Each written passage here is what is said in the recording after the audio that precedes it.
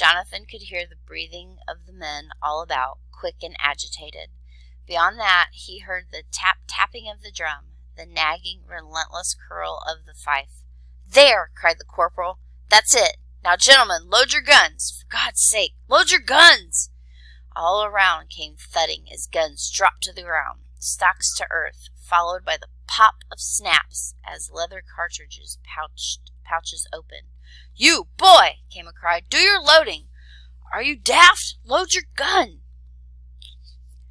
Hurriedly, Jonathan lowered his gun to the ground. With one hand he held the muzzle. With the other he tried to open the cartridge pouch. The fastening would not give. He placed the gun on the ground before his feet. "Pick that up, you idiot!" came a shout to his ear.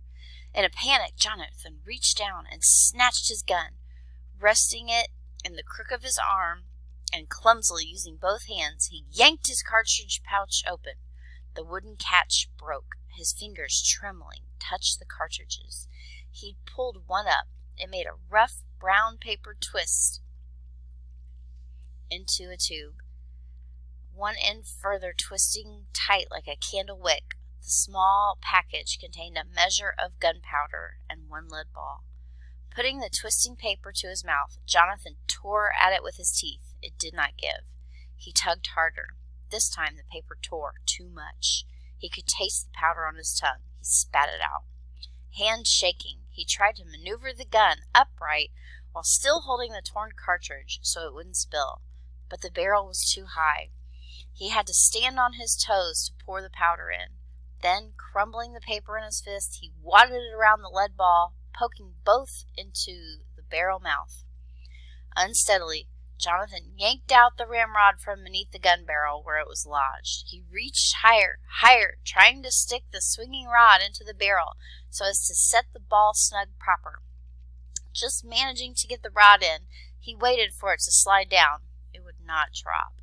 He had to reach high again, stretching on his toes as far as he could, pushing on the rod and pressing it against the wadded ball, but not pressing too hard lest he crush the powder grains and make the gun misfire. Jonathan pulled out the rod and let it drop to the ground, only to remember that was wrong. He bent over to pick it up, pointing the gun barrel down. To his horror, the lead ball rolled out of the gun mouth onto the ground. Frantic, he snatched it up, hoping no one had seen what had happened. He flipped the ball down again into the gun. Again, he bent over, this time making sure the gun kept pointing up. The ball stayed in. Grabbing the rod, he shoved it into the muzzle once more, pressing the rod tightly. Then he pulled the rod out and placed it correctly in its socket. Holding the loaded gun before him, pointing it waveringly forward and up, he reached for his powder horn and brought it around.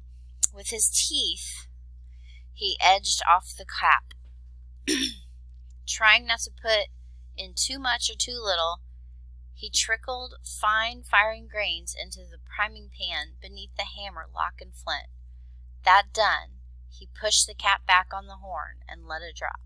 Then he brought the gun upright with both hands. He was ready at last. It took him 5 minutes to load his gun. Sweating all over, hoping no one had seen his clumsy slowness, Jonathan glanced about. No one was looking at him. Guns ready, faces rigid, the men were staring down the road. Even as he watched, Jonathan saw one of the men stick out his tongue, lick his lips, then hastily wipe away the spittle. Another man kept clearing his throat. A third rubbed an irritated eye. Only then did Jonathan realize how much closer was the sound of fife and drum. He snapped his head about. At the end of the road, as it came out from behind the tall trees, soldiers were advancing. Jonathan watched, spellbound, as the troops marched into view. 3 by 3 they came, 10 rows, 30 soldiers, all moving in lockstep, their legs lifting high and stiff. Though still at the bottom of the hill, the soldiers seemed enormous. Never had he seen such men, giants. In the glowing gloom of the darkening clouds, their golden-pointed caps glowed brightly. Many wore great mustaches. Their jackets were blue with red cuffs and bright white buttons. Their vests dark yellow. Their trousers, striped in red and white, met boots of crow feather black. Each had a bayonet at his waist, a crossed white sash around his chest, and in his left hand each carried a tall flintlock gun. Hessians, the man next to Jonathan said. Hessians. The words filled the air with dreadful weight. Jonathan felt the men around him shift uneasily, sensing the fear that had settled over the group like a suffocating blanket. Hessians, the butchers of Long Island. So many of them, came a strained voice from right behind. Hessians, the mercenaries who killed for coin. Shut up! Roared the corporal, trying to keep his voice under control. No talking! Stand your ground! Them's grenadiers, came another voice, unnaturally high. See how big they are? They're match cases. See them? Do you see that, boys? Grenadiers. As Jonathan watched, the enemy troops continued to pace themselves to the beat of the drum. He couldn't see the drummer or the player, but he knew they must be boys. Perhaps, he thought, if they were younger than he wanted to see them, wanted them to be much younger. The Hessians continued to march. Keep your lines, the corporal shouted. Keep them! The men lifted their guns and pointed them straight down the road at the oncoming soldiers. Hold your fire until I tell you, the corporal shouted. Don't waste your shot. They're still too far. Jonathan could not take his eyes from the advancing troops. All of them had cleared the bend now, moving so steadily that Jonathan wondered if they saw that the road was blocked. But just as he had the thought, they came to a stop, and the smooth flow of their march broke with the clumsiness that momentarily eased Jonathan's tension. On his horse, the Hessian officer cantered forward, looking up the hill at the Americans. Jonathan hefted his gun a little higher. He glanced behind. His father's friend, his head glistening with sweat, was there. Aim low, the corporal cried, or your shot'll go too high. Jonathan looked at his own gun. At the moment it felt light. He stole a look at the men around him. He saw their fingers flex, grip, release, and grip again. Where's your gosh darn Snydertown committee, Corporal? Came a call. Why don't they come? Is there something we don't know? The corporal, never taking his eyes from the Hessians and keeping his back to his own men, said nothing. His horse, blowing out its breath, shifted nervously. Jonathan's mouth felt hard and dry, his tongue thick. A bad taste was in his mouth. Whom could he ask for a drink? Who wouldn't mind? He gazed about, trying to pick someone, thinking only that he was more thirsty than he had ever been in his life. But the men were all too fixed upon the road for him to ask. He did not dare to speak. Down the road, the Hessians remained standing still. Only the officer on the horse was moving. Jonathan heard the sharp clop of its hooves. The officer's large mustache was turned up at either end.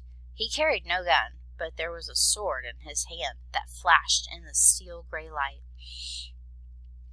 He kept looking up the hill, craning his neck now this way, now that. Jonathan suddenly realized he had never seen an enemy soldier before.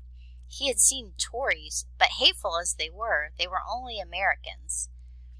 What he was seeing right before him was real enemies, foreign ones, the most awful ones, the cruel German-speaking kind.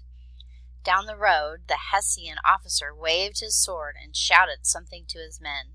The drum began to beat again. The fife played high, reedy notes. From behind, Jonathan felt the wind cold against his neck. The gun, swaying, felt heavy. Spread out a bit, the corporal ordered. Don't give so much target. Everyone shifted. When I give the call, he continued, the first line fires, then the second moves on forward. You on the first line, you step back and load again. You get that?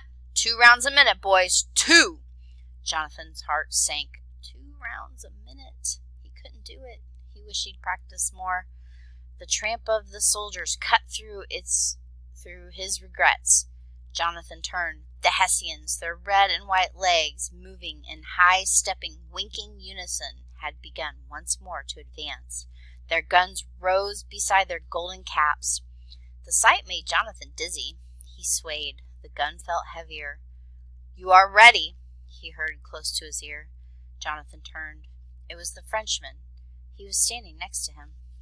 Jonathan tried to answer, but found he had no voice. He nodded. "They are the big ones, certainly," said the Frenchman. "Steady, boys, keep steady," the corporal called, moving off to one side. "Remember, there's a storm coming. If it rains, keep your pans covered and dry. Wait till we've got 50 yards between us, boys. 50 yards or less. 50 yards or less." How far, Jonathan wondered, was 50 yards? How many feet was that? What spot would that be on the road? Would anyone tell him? Why didn't anyone tell him anything? Don't they know, he said to himself, that I'm the youngest one here? His heart beat with every stroke of the drum.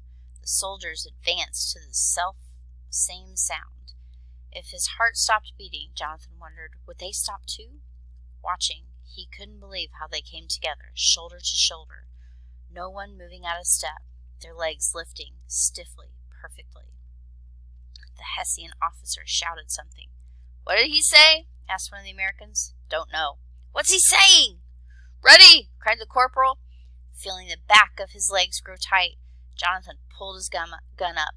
He tried to sight down along the muzzle, tried to remember to aim low, but was afraid to point down lest he lose the ball again. The gun lurched up, down, right, and left. It took all his strength to keep it still. His back hurt. The Hessians kept coming closer. Should he aim at someone, he wondered? Who? Then he heard a click. The Frenchman had drawn back his flintlock. Jonathan pulled one of his hands away from his gun to do the same. The gun dipped dangerously. He grabbed the lock anyway, yanking back. It came with a snap. "Steady!" shouted the corporal. "Steady!" Jonathan was sure the corporal was shouting at him alone. He watched the blue coats, the crossed white sashes, the tall yellow caps. They were, he thought, no more than 200 feet away. Why are they here, he asked himself. Why are they coming towards me? He felt his skin prickle. His stomach hurt. The Hessian officer shouted more words that Jonathan could not understand. Without warning, the Hessians began to shift, some to the right and some to the left, until, as if by magic, there were no longer 3 in a row, but 10 men to a line, an advancing wall. "Almost!" cried the corporal. Again the Hessian officer shouted. Upon his command, the soldiers lowered their guns. Without missing a step, they snapped their bayonets into their guns, presenting the glistening blades directly at the Americans. Jonathan tried to swallow. He could not. His throat was too stiff, too dry. He was so thirsty. A sudden explosion burst from the American line. Someone had fired. The corporal screamed a curse. His horse reared. Someone else fired. A wave of hysteria welled up inside Jonathan. His arms tensed. Without meaning to, he pulled the trigger. There was a flash and explosion as the musket jerked against his body, spinning him halfway around. More guns fired. Explosions burst about his ears, the percussion punching him like unseen fists. "Out of my way!" someone screamed at him, roughly shoving him aside. Jonathan almost fell as another man pushed past him. More explosions, this time in front of him. Someone began to cry, "Oh, Lord, oh, Lord." Jonathan's ears rang. He was smarting. The air was thick with smoke and stank. He knew that he had to reload and shoot again. But he stood where he was, confused. Why were things happening so quickly? It was unfair. The smoke got thicker. He could not see through it to understand what was happening. On all sides, guns kept shooting. Sometimes they went off 2 at a time. Then came long, terrible, empty pauses when nothing happened at all. Then orange flashes burst through the smoke again. Through it all, Jonathan heard the corporal's voice raging above the din. "In line! In line! In order, idiots! Darn it, in order!" The smoke shifted, briefly lifting. The Hessians moved closer yet, their lines unbroken, their bayonets thrust forward, their drum pounding, their fife screaming.